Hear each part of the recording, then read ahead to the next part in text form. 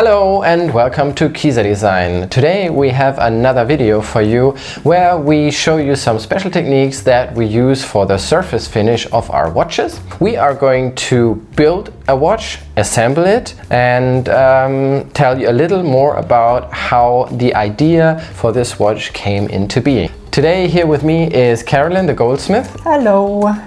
And we are looking forward to showing you more about what we do.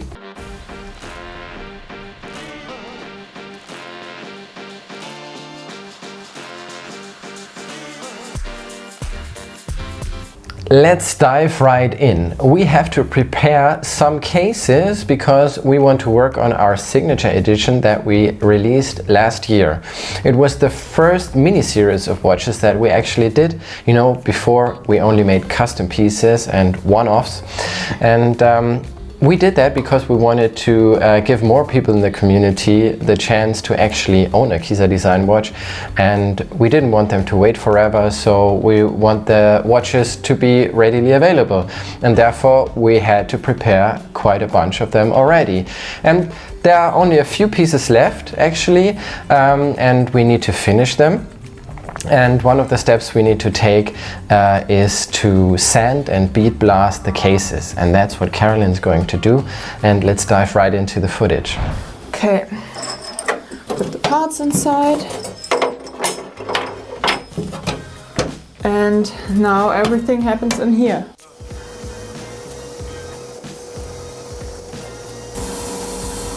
Sandblasting is actually shooting sand with pressured air onto a surface through a thin needle.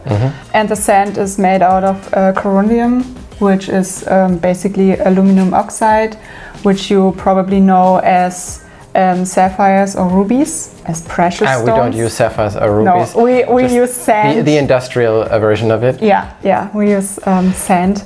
And it's abrasive, so yes. It actually grinds off material. Yeah, it evens out the material and it hardens the surface to some level.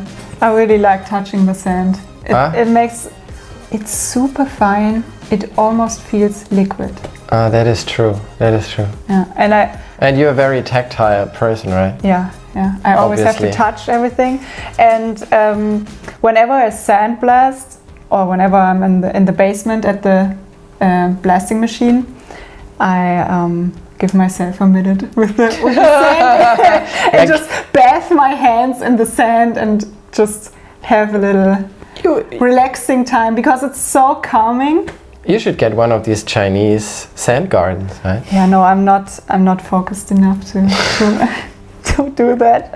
But I mean, touching the sand, that's all I need. What is the difference between sand blasting and bead blasting? Bead blasting sand is made out of glass, so it's a different material. It's the second part of the process of finishing the surface, and it hardens the surface a bit more than sand. Sand leaves the surface really dull, and it's not as nice to touch it because it's really dull. And after bead blasting, everything is soft and super hardened. I always think of it like when you shoot the metal with the sand, you are left with spikes because the sand is super sharp and has edges. Yes.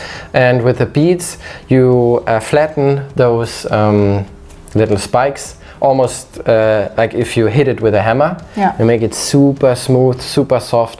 It's super nice to the touch, and that's what I really love about bead blasting, is that the surface is so good to the touch. Yeah, right? Exactly. Yeah. You can see the sandblasted surface and the bead blasted surface side by side. Yeah. And one is super dull, the one on the left hand side, and the brighter one because it's more reflective because all the beads hit and they cleaned off the spikes is much more shiny. My favorite part of sandblasting is the actual sandblasting, because when I bead blast the parts, the difference when I look at it in the machine, the difference is not as big as grinded surface to sandblast, and then it's only a little step from sandblast to bead blast.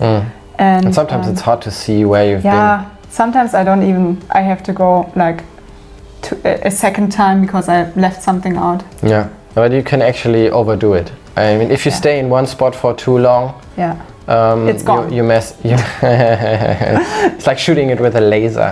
Yeah. No. But you mess with the material. Yeah, structure. with the structure. Yeah. 3 cases are done. I'm actually quite happy with the result. I did it a bit different than normally. I mean, normally I not only blast 3 parts. Normally I do like, I don't know, 20 parts at the same time because it's so noisy and it takes so long to prepare everything. But this time I had those 3 parts left, and I thought it was a good task for today. It's Monday today, so it's always good to start with something really easy. And I really like sandblasting because you can see the results so quickly, because the actual process doesn't take too much time, but all the preparations and stuff really takes up a lot of time. So I will double check those and then hand them over to Matthias to assemble the watches. We are going to use those particular cases for remaining signature editions. You might be familiar with the signature edition from previous videos, actually. Our Purple Miracle that we built last year. It was a series of 25, and we have only a few left that we need to finish and ship to the customers. And we already prepared the dials, or actually you prepared the dials, gave them a super nice circular grind and anodized them in this wonderful purple color, and then I printed them. I welded together the dial rings and the dials, and all that's left to do with the dials for now is to put on the indexes that we also milled on the machine, that Carolyn meticulously finished and gave them a super nice shiny micro grind. And then I put the Superluminova in, so all the parts are ready, sitting there and waiting to be put together to a wonderful signature edition dial. So I'm lining up the dials that I have left, and then I glue on the indexes. We mix it in a 1-to-1 ratio. This yields a very, very strong glue and a very strong bond. If you want to put indexes on a dial, you have to take care of 2 things. One of them is positioning, and one of them is adhesion, actually, so to make them stick. And there are different ways of doing it. You might be familiar with little feet on the indexes that you can put through holes in the dial. They are mostly for positioning. And then you also need glue to hold them firmly in place. Or as we do, we use the dial ring, which has little cutouts where the indexes go, so they make sure that all the indexes are aligned correctly. And then we use the surface of the index, which is luckily in our case rather big, to put on glue, and it sticks very nicely, and it lasts forever. You have to make sure to only use the absolutely necessary amount of glue. Yeah. Otherwise, you put on the index, you squeeze the glue underneath, and you have a mess on the dial. Yeah, and with this dial, it would look actually really, really bad because of the circular finish and all the fine lines, and the glue would get sucked into those lines, like, and it would be a much bigger mess than on a I don't know, on a honeycomb dial. Yeah, that is true.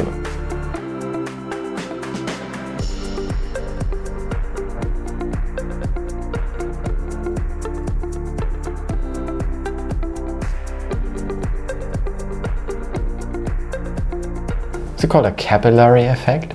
Yeah, I think so. My second favorite part of plant-based effect, besides the lotus effect. Yeah, lotus effect. Yeah. That's the best effect of all the effects. What's your third favorite? Plant-based effect? Yeah. I wanted to say like the espe can get rid of its leaves when it's in shock. Really? That is pretty cool, I guess. Oh, that's nice. I don't know. If I don't even know a third. Yeah, I didn't want to admit it, actually. I didn't want to admit it.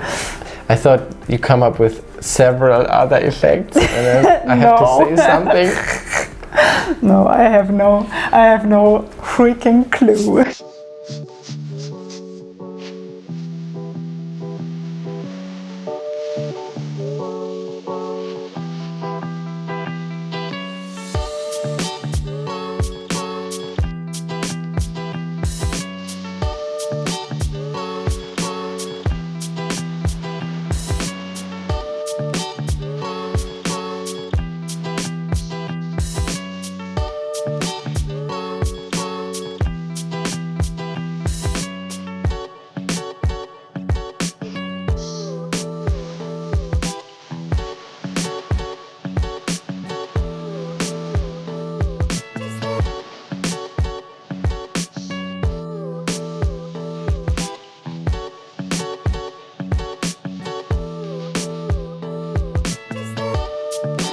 Do you remember when I said machining is 1/3 measuring, another third fixtures and preparing, and the third part is actually machining? I think watchmaking is 50% cleaning, I would say. Because I feel like I'm cleaning dust particles off dials most of the time, actually. I always think of watchmaking like a surgery, where you have like the body all open and then all the organs are there, and you have really precise and really concentrate on all that stuff, and you can't be like a bit messy or so because it's so sensitive. I get so stressed when I see the watch is already ticking and you are there with your tools and stuff, and it's just laying there on the table. I always feel like you have to finish the watch now really quickly so it doesn't die. Yeah, it's an open heart, as you said.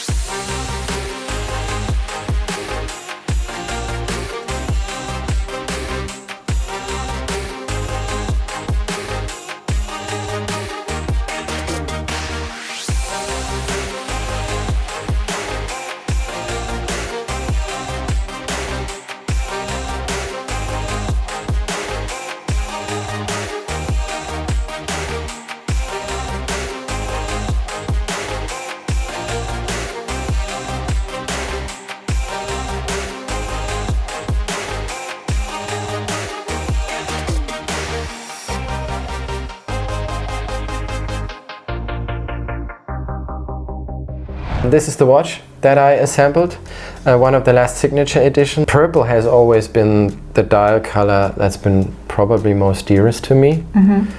It's so vibrant. What I especially love about it is the dial structure. I think the case and everything besides the dial is toned down a little to give more presence to the dial, even more than it already does because of the color, actually. And that gives the dial the opportunity to really stand out. Yeah, that's true. I mean, the dial is a real eye-catcher, and it always was. But in this watch, since everything else is so toned down, as you said, the dial really pops out, and I really like the color. It's a bit different than the purple we did before. I anodized a little more like a berry tone of purple. Another aspect of the dial I really like is the almost sunburst-like shimmering we have on that. You have like little sectors. Yes. And those sectors, they are running around in circles if you tilt it. Really like what you did with the finish here, because There is a stark contrast between the bead blasted lower section where the honeycombs are and the circular brushed finish of the text and of the dragonfly actually. And it was a lot of fun to do that because I got to sample so many parts, but also to try out different designs for the dials, and yeah, I really like the result of it. So check them out. If you like them, contact us. Thank you for joining us in this video. I hope you learned something. I hope it was interesting for you. I would say, as always, see you in the next one. Bye. Bye.